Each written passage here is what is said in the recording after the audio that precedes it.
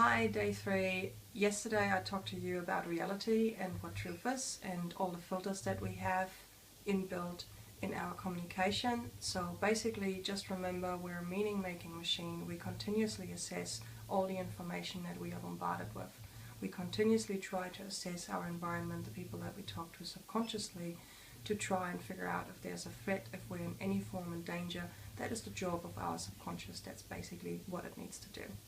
So what that means is that every story that you hear, everything you see on television, everything you read, everything that you experience is put away in a database in the back of your brain and pulled out whenever you might be in danger to assess whether there's a threat or not. So it compares any information that it has had previously to a current situation to keep you safe. That is the job of the subconscious. Now, what we're going to talk today about is how can that actually distort messages or information in a communication. So if you're talking to somebody, there will always be an underlying opinion. There will always be something that you're subconsciously looking for because it's trying to keep you safe, right?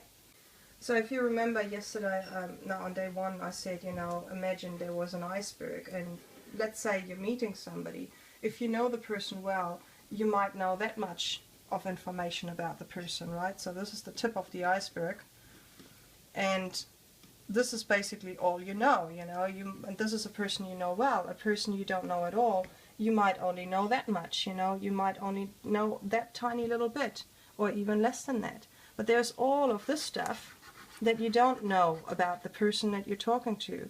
And so that bit here could be, for instance, that the person has just had a death, or the person's just lost their job, or the person just got really bad news.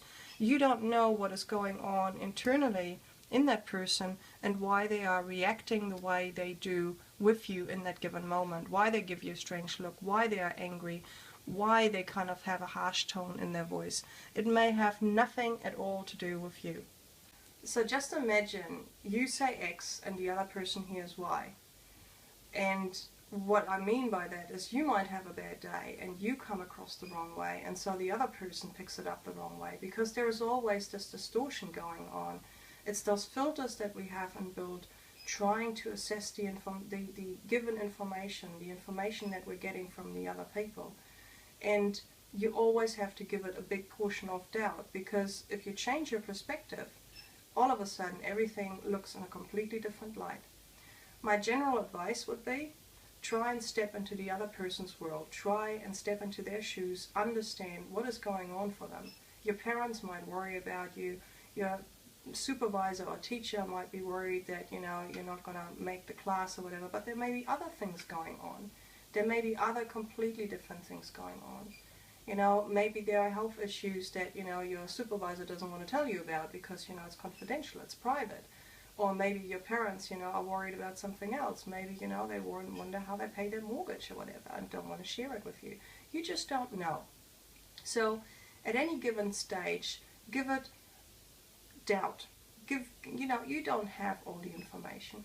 And you know what that does? It gives you a hell of a lot of freedom. It gives you a lot of freedom to be just peaceful, to be calm and collected, and be confident in what you do.